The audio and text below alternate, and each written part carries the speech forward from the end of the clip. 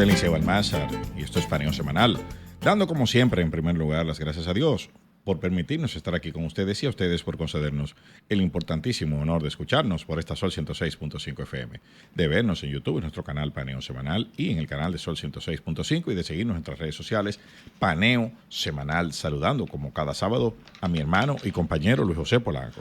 Muy buenos días, Eliseo, y muy buenos días a todos nuestros queridos y amables teleoyentes que nos dispensan el favor de su audiencia, como todos los sábados, de 10 a 12 meridiano, en este su programa Paneo Semanal. En esta ocasión vamos a tener un programa corto, de 10 a 11, porque tenemos una programación especial desde la ciudad de Nueva York. No, en Santiago, ¿no? No, creo que es Nueva York o Santiago. Bueno, no, Santiago. Santiago. El sol de la mañana tiene un programa en Nueva Santiago. York. Sí. Bueno, pues aquí estamos en este. Bueno, las dos están en el programa. norte, o sea. Sí, por ahí cerca. Estamos en un programa bastante condensado. Vamos a ir a marcha forzada, como los ejércitos napoleónicos. Así es. En bueno, Europa. Lo primero es felicitar a nuestra medallista de oro en estos Juegos Olímpicos 2024, Marilady Paulino, que se alzó con la medalla de oro en los 400 metros de atletismo. Que era la favorita. La favorita indiscutible, claro, ¿verdad? Claro, Marilady ha estado dominando este ciclo olímpico completo. Completo desde hace varios meses. Todos los torneos de la Liga Dorada de atletismo, ella había estado en posiciones punteras. Y realmente era la favorita y ganó. Ganó, y no solamente ganó, sino que impuso un nuevo récord olímpico en los 400 metros femeninos. Y lucía muy superior a las demás competidoras en todos los hits, las competencias preliminares, las eliminatorias, ganó cómodamente. Entonces, eso es loable. O sea, la primera mujer que gana medalla de oro en la historia de los Juegos Olímpicos, en la historia de la República Dominicana en los Juegos Olímpicos. Habíamos tenido dos medallistas de oro, pero habían sido hombres. Uno en boxeo, Félix Díaz, en los Juegos de Beijing, y el Félix Sánchez, el Super Sánchez, en los 400 metros con valla, ganó 2 medallas de oro, una en el 2004 y una en 2012. Entonces sería nuestra tercera medallista de oro. También tuvimos hay un boxeador dominicano que ganó la medalla de bronce, que por cierto, una cuestión que yo no sé, la verdad es que yo no sé cómo calificar eso, donde salen los noticieros, los medios de comunicación, que la madre de ese boxeador tuvo que tomar una laptop prestada para ver la pelea de su hijo. Y entonces la respuesta de un simpático, un funcionario gubernamental, ministro de Deporte, Francisco Camacho, es desplegar una nota de prensa institucional con su foto en los medios de comunicación, diciendo que entregará un televisor a la madre de una promesa. O sea, le entregará. El ministro... No, porque no le dio tiempo a adquirirla y entregarla. No le dio tiempo... Exacto. Yo no sabía que él iba para la Olimpiada. Y que en su casa no había un televisor. No, claro. Por Dios. O sea, es una cuestión... Lo grande es que cuando él venga, el boxeador, con la medalla, yo te apuesto que el ministro de Deportes se va a tomar una foto con él. Sí. Como no ha pasado nada. Sí. Así porque eso no tiene madre. Eso. Bueno, como es de costumbre, sí. Todos esos relatos, nosotros los dominicanos somos famosos por hacer muchos relatos con respecto a los eventos deportivos y a las cuestiones de que si ella... la historia de Marilady, que era pobre, que cuando entrenaba, que quién es el mérito, que qué partido incidió más en esta medalla, cuestiones absurdas, politizadas, que no vienen al caso. Lo importante es, y la verdad que quiero... Que si antes le daban. Que si le daban o no le daban. Que ella estaba descalza, que en el gobierno anterior, toda esa terrible, vaina. O sea, nosotros queremos politizarlo todo. Claro. La realidad es que el deporte dominicano está organizándose, el deporte olímpico se está organizando. Estamos creciendo desde hace muchos años, no necesariamente en este gobierno ni en el anterior. Tenemos muchos años que se está organizando. Hay una institución, exacto, eso iba a decir. CRESO, que ha aportado Creando muchísimo. Sueños Olímpicos. Creando Sueños Olímpicos es el título de esa organización, CRESO, que ha hecho una labor encomiable con los prospectos deportivos dominicanos que pueden llegar a escenarios olímpicos. Y la verdad que si hay que agradecer algo, pues, o reconocer algo, mejor dicho, es a esa organización. El deporte. Y todas esas empresas privadas que se han aunado para aportar al desarrollo de nuestros Juegos Olímpicos. Y que el deporte es una industria, parte de entretenimiento, sí, que mueve muchísimos recursos, moviliza muchos empleos, y promoción positiva para la República Dominicana. Y tiene un impacto social positivo. Y sobre todo, yo veo, para que tú veas las paradojas de aquí, Marilady es la que debe estar en la portada de los cuadernos de los niños. Sí, sí. No algunos personajes que de la música urbana, ni o sea, no. Hay algunos que ni músicos son, que son incluso transexuales, algunos. En la portada de los cuadernos de los niños. Es así. Entonces, un atleta profesional o que compite representando a la República Dominicana en esos niveles, vive en la más absoluta miseria, que el ministro tiene que ir a llevarle un televisor a su mamá.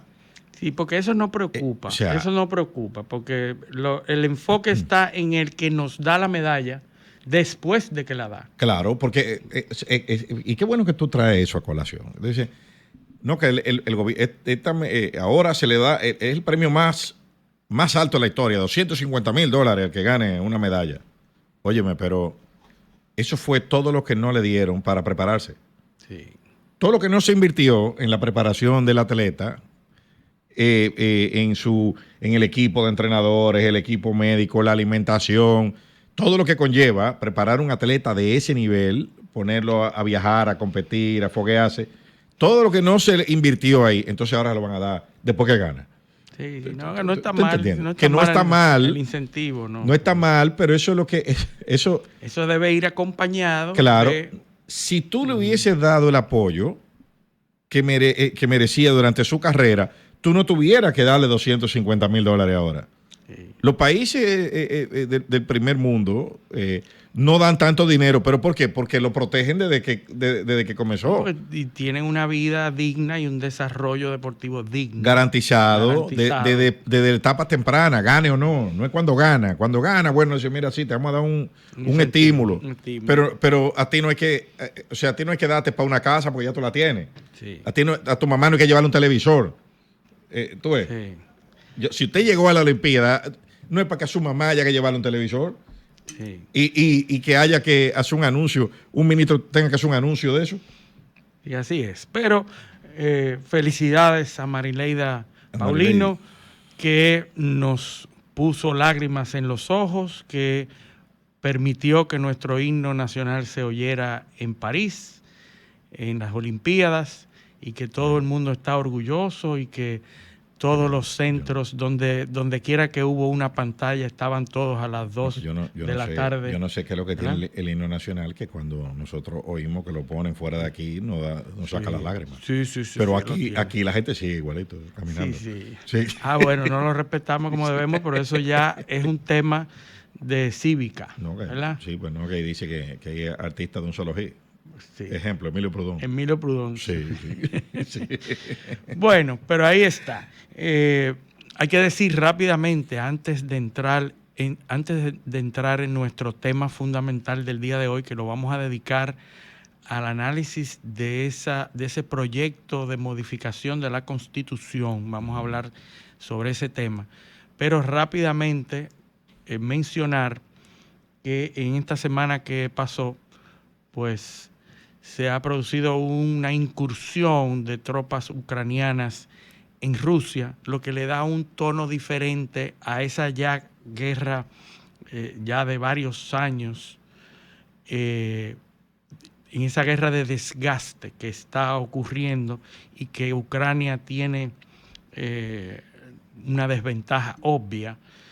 Rusia se ha mantenido constante en su incursión en Ucrania, pero que ahora se ha producido una incursión en el norte dentro del territorio ruso.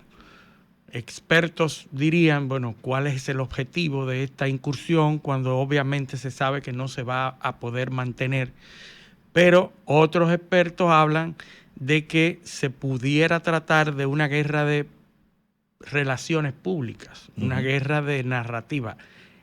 Y decir que Ucrania ha incursionado dentro del territorio ruso, donde no hay muchas defensas, donde hay un territorio que está próximo a una central nuclear, que pudiera ser un objetivo, pero también pudiera ser una estrategia para desplazar tropas rusas desde el este, en la zona del Donbass, que se han mantenido constantes, tomando territorio lenta pero constantemente, que tenga Rusia que desplazar tropas desde la zona del Donbass hacia el norte para poder responder o enfrentar esa incursión. Militarmente, señores, los referentes históricos están ahí. El ejército ucraniano puede entrar a territorio ruso. De hecho, sí, lo ha hecho varias veces. Lo ha hecho varias veces. Dos o tres veces. Ahora, mantener una línea de suministro en un territorio tan grande como ese ha sido el fracaso de los ejércitos que han incursionado en Rusia a lo largo de la historia. De la historia, siempre ha sido así. Napoleón, en 1812, entró a Rusia y salió. ¿Por qué? Por el problema en la línea de suministro. Así es. O sea, la columna del ejército de Napoleón, la Gran Armée, fue un ejército de más de medio millón. Era una columna de 10 millas de largo, la columna de avance. Sí, era más grande. Y no fracasó, no pudo. Claro. Igual en el caso de los alemanes en la Segunda Guerra Mundial. Cuando entraron, también fue el mismo problema, la longitud de la línea de suministro. Es decir, que claro de que ese no es el objetivo. El objetivo no es ese.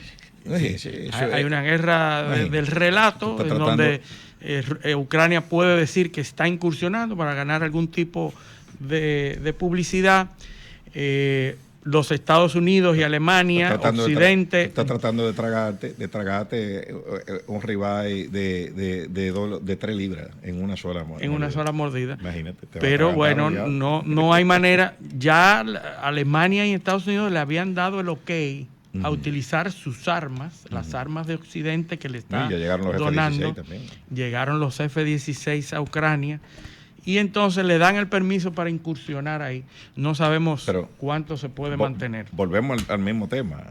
¿Cuál es la autonomía de vuelo de un F-16? ¿Hasta dónde puede llegar dentro del territorio ruso?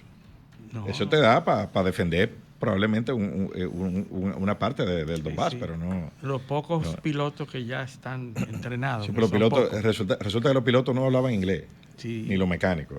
Hubo que enseñarle inglés primero y después entrenarlo. Sí, bueno, pues esa es la parte... Esa es la parte que está ocurriendo en esta semana. Saludar a José, que José su entrada triunfal. Claro, sí. Sí, que viene. Muy buenos días a todos. Y no me quería perder el programa de hoy. Sí. A pesar de que es una versión recortada. Sí. Este sábado, para hablar del tema de la reforma constitucional. Muy educativo para mí, muy pedagógico, que voy a aprender. No, y además te tengo una sorpresa, este no va a ser el primero. Por razones obvias, ya empezamos esa conversación. De hecho, tuvimos a Julio Curi hace poco. Pero no teníamos la propuesta. Ahora tenemos la propuesta. Vamos a empezar a esbozar un poco el asunto de la reforma, pero vamos a dedicarle un par de programas, porque la reforma, el proceso de consulta se ha iniciado, ¿verdad? Con una propuesta, un borrador de proyecto de ley que declara la necesidad de reforma, para que los que nos siguen, pues no todos somos abogados, porque sí. Gracias a Dios. Yo no soy, y yo oigo que hay una propuesta, ¿cuál es el tema? Yo me identifico como abogado hasta prueba en contrario. Sí. Todo es relativo. Y bueno, el artículo 270 establece que la reforma constitucional inicia con la aprobación de un proyecto, con una ley que declara la necesidad de reforma. Sí. Con ciertas características, puede ser propuesta por el Poder Ejecutivo o por una proporción, una tercera parte, que es un tercio de los legisladores de alguna de las cámaras, que no son muchos. Un tercio en el caso de la Cámara del Senado son 11. 11. O sea que 11 podrían dar inicio a una reforma constitucional. Es lo que se ha denominado, el propio Tribunal Constitucional lo ha establecido como una ley sui generis, es decir, no es orgánica ni ordinaria, sino única en su género, y la Constitución, de hecho, no reguló. Y con una vida efímera. Bueno, esa es parte de los elementos que la hacen ser una ley sui generis, o sea, que es una ley transitoria, porque lo único que hace es convocar a la Asamblea Nacional Revisora para conocer de una reforma a la Constitución, es decir, no es para adoptar una nueva Constitución, sino una reforma a la Constitución que tenemos. Por eso la clásica discusión de si hemos tenido, si es la misma Constitución reformada en varias ocasiones o si son constituciones nuevas. Ha habido constituciones nuevas, las que parten de una constituyente. Por ejemplo, en el año 1947, para citar una que me viene a la mente, Trujillo designó por decreto una constituyente. Y me viene a la mente porque mi abuelo estuvo entre esos constituyentes, que parió que se denomina la Constitución Económica de 1947, porque crea el régimen, o regula y crea las instituciones a nivel constitucional del régimen monetario y financiero de la República Dominicana, incluyendo el Banco Central, por ejemplo, para citar uno. Entonces, y eso a propósito del saldo de la deuda externa, que con el acuerdo del Tratado Trujillo-Cordell Hall, a partir del cual Trujillo salda la deuda con los Estados Unidos. Y valga decir, ese monumento que está en el malecón, el obelisco Hembra, lo que quiere rememorar ese momento, para los que no lo saben. Entonces, esa propuesta de ley no ha sido presentada al Congreso, pero se ha circulado de manera, se dejó caer y ya todo el mundo lo tiene en la mano, ¿verdad? Que ni siquiera ha sido oficial el documento donde estaría el proyecto, el anteproyecto, porque es anteproyecto todavía, de reforma, que declara la necesidad de reforma. Entonces, resumiendo, el Poder Ejecutivo va a presentar esa propuesta de ley, y esa propuesta de ley debe pasar por ambas cámaras, constituirse en ley, y entonces fijar fechas para... Aprobada la ley que declara la necesidad de reforma, tiene varias consecuencias. Una, muy importante, yo creo que la más importante, limita al asambleísta revisor, que no es un constituyente, Espérate, asambleísta revisor. Antes de que tú digas eso, esa ley no puede ser observada por el Poder Ejecutivo. Sí, eso lo dice el propio artículo. A pesar de que el Poder Ejecutivo tiene iniciativa de reforma, no puede ser observada, porque inmediatamente aprobada, el poder sobre lo que ocurre allí, en el marco de la ley, obviamente, recae sobre este órgano derivado, o constituyente derivado se llama, que es la Asamblea Nacional Revisora, que es la reunión de los legisladores, diputados y senadores constituidos en Asamblea Nacional para fines de la revisión. La ley en sí puede ser modificada. La propuesta de ley puede ser modificada porque la ley especifica cuáles son los puntos que quiere modificar de la Constitución, pero esa ley misma puede ser modificada. Claro, en el debate en las cámaras puede con lo cual pudiera ahora, lo que no ampliarse. puede modificarse es, y eso incluso ha sido objeto de sentencias del Tribunal Constitucional que lo han establecido.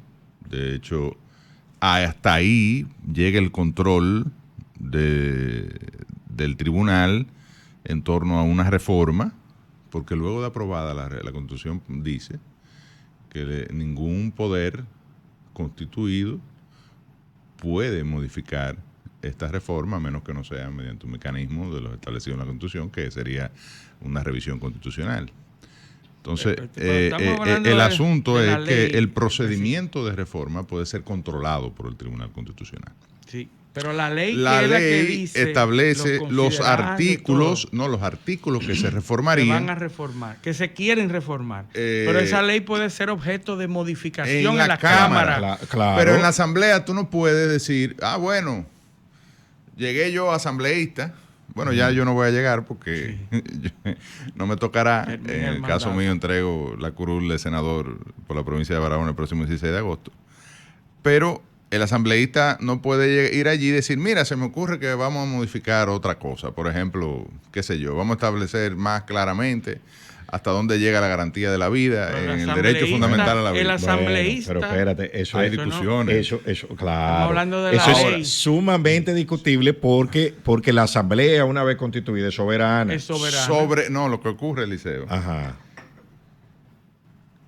Que para que sea legítima la reforma, tiene que ser sobre un mandato. El mandato lo da la ley. El mandato lo da la ley. Pero la ley puede ser modificada.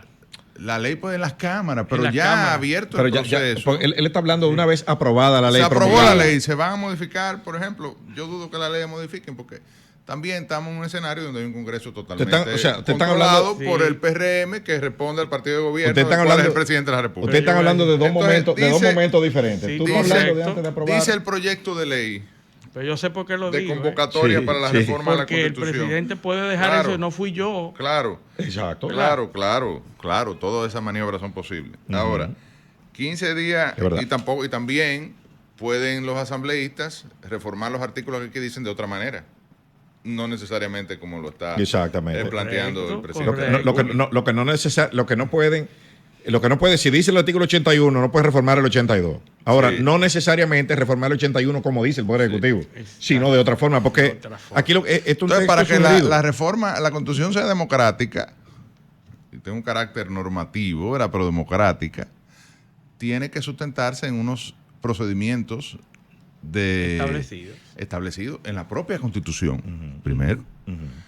E incluso en sentencias del Tribunal Constitucional, que ya se ha referido a eso, como una sentencia del año 2017, que establece sobre, en este caso, una acción de inconstitucionalidad contra la ley 24 del 2015, que es la que declara necesidad de reforma para la reforma que dio el traste con la Constitución del año 2015, que se introdujo la posibilidad de una repostulación y el nunca jamás de nuevo. Que ya había sido incorporado. No el nunca jamás, ahora se puso el jamás. Antes decía el nunca jamás. Sí, nunca jamás que siempre. Exacto. Yo quisiera. Eso es como primero que todo, no hay nada. Entonces el asunto es que en principio, y digo en principio porque en el derecho todo es discutible, no hay duda. La Asamblea tiene que sujetarse a los términos de la ley ya aprobada y no puede pues abordar otros elementos de la Constitución, otros artículos, salvo los que en principio abordaría si se aprueba como está el proyecto que ha circulado, que serían los artículos 81. Quiero que ustedes me expliquen considerando uno que dice ese, que yo quiero saber cómo no. El 166, el 167, el 169, el 171, el 174, 178, 79, 209, 268 y 274 de la Constitución.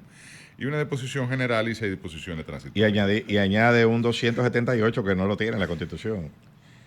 Porque tiene 277 artículos, añaden otro. Y 6 transitorios. Una cosa inexplicable. O sea, yo no entiendo por qué hay que dejar los primeros 20 transitorios que no tienen ningún tipo de aplicación en esta época. Ya no. Sí. Ellos quieren dejar el 20º por Danilo Medina. Claro. Pero quita los otros 19. Sí. Tú tienes que dejar. Podemos ir en orden, porque yo tengo una... Dice aquí, el primer considerando, dice... Desde sus inicios, el propósito del constitucionalismo dominicano ha sido el establecimiento de los límites jurídicos al poder político. Eso es verdad. Sí. Esa es la base esa es la base de una constitución. Esa es la base teórica. De una constitución. Acuérdate que parte una de ellas. Una de ellas, obviamente, pero la última. Digamos que la concepción clásica del Estado liberal plantea la división tripartita del poder, principio, ¿verdad? La clásica división de los 3 poderes del Estado, ejecutivo, legislativo y judicial, y la idea de la división del poder es que un poder pueda controlar a otro. Y esa es la pregunta, ¿para qué la Constitución? Como decía Montesquieu, que el poder frene al poder, es decir, que de alguna... Y luego, ya en el federalista, los padres fundadores norteamericanos, específicamente sobre todo Madison y Hamilton, generaron unas discusiones sobre cómo hacer esto y se creó la teoría del check and balance. Que opera, yo diría que en la democracia donde mejor opera esto, con sus falencias, como decía Churchill, la democracia es el cuando se excluye a todos los demás. Exactamente. Entonces, el asunto es que el considerando parte de esa concepción, o reafirma, digamos, esa concepción clásica del constitucionalismo, de que la Constitución precisamente está para regular cómo se equilibra el ejercicio del poder y cómo se crean los mecanismos para limitar que un poder pueda excederse, ¿no? Parecería ser que ese es el objeto, los famosos retrancas y candados, que están en el considerando uno. Digamos que hay 4 motivaciones para esta reforma constitucional, se ha planteado así, desde el punto de vista político. O sea, no vamos al elemento jurídico que podríamos desmenuzar, hoy no nos va a dar el tiempo. Incluso tenemos un invitado, yo quiero ya confirmar que realmente viene, el doctor Marcos Mazó Garrote, quien es un constitucionalista muy reputado a nivel mundial. Amigo nuestro, profesor. Exactamente, profesor nuestro también, de la Universidad Castilla-La Mancha. Finalmente. Y ha sido juez de la audiencia española en materia administrativa. O sea que además de catedrático y amigo de la República Dominicana, hombre que ha aportado mucho y un conocedor, eso es lo más importante, porque no es que traigamos una figura importante, ¿verdad? Del constitucionalismo internacional, ¿verdad? En este caso de origen español, sino que es una figura que conoce a la perfección el sistema dominicano, ha hecho grandes aportes, ha contribuido no solo a la Constitución del año 2010, sino también a importantes instrumentos como, por ejemplo, una de las versiones del proyecto de ley que se conoce en el Congreso Nacional, que crea la jurisdicción contencioso administrativa. Que esa es una discusión en la que entraremos con él. Sí. Porque lo que se alega, y hoy y ayer escuchaba a Servio Tulio Castaños, una de las grandes discusiones es si es necesaria esta reforma constitucional. O sea, si esa necesidad de reforma realmente existe. Antes de entrar, Luis, en el desmenuce de la propia Constitución, es bueno discutir y ver cuáles son las motivaciones que han generado un propósito tan determinado del presidente de la República de introducir una reforma constitucional, porque recuérdate que aquí tenemos años hablando de esta reforma constitucional. Aquí trajimos la primera versión de esta ley este borrador de ley que circuló en ese momento, más extensa, porque incluso regulaba elementos del Poder Judicial, como los tiempos de los magistrados. En la Suprema Corte de Justicia limitaba el mandato de los jueces a 9 años, creaba también, o introducía otros elementos para la selección de los jueces de altas cortes. Es decir, tenía más... Era una reforma más ambiciosa, ¿no? Esto es un bonsai. Esta es más centrada a los puntos que se consideran son los importantes para que el presidente, como se ha dicho, genere una impronta. Parecería que Luis quiere la constitución salir de Luis Abinader. Bueno, en principio lo que se dice con una constitución de él, porque si Leonel tiene su constitución, Hipólito tiene su constitución, Danilo tiene su constitución, ¿por qué Luis, que sería el otro expresidente vivo, no va a tener la de él? ¿Ese argumento es suficiente? Tenemos que ir a una pausa, pero cuando volvamos, porque antes de entrar en artículo por artículo, porque esa discusión hay que tenerla en el... señores, lo que se está diciendo que se va a hacer, hay que explicarlo artículo por artículo y cuáles son las implicaciones que eso tiene. El ciudadano común no entiende. No, porque lo que le pusieron en la semanal fue una infografía muy bonita. Sí, es verdad que el ciudadano común no entiende. Está hecho para que no lo entienda. Pero lo grave de eso, que es que a sabiendas de que no entiende cuál es el meollo de la reforma, de qué se trata, sin embargo, parecería que mayoritariamente está de acuerdo. Sí, claro, porque a nivel de marketing eso es gravísimo. Sí, claro. Eso está bien. Sí. Disminuir los diputados. Pero vamos a sacarle punta a eso en el próximo segmento. Vámonos a la pausa. Esto es Paneo Semanal. No le cambien. Un paneo con habilidad.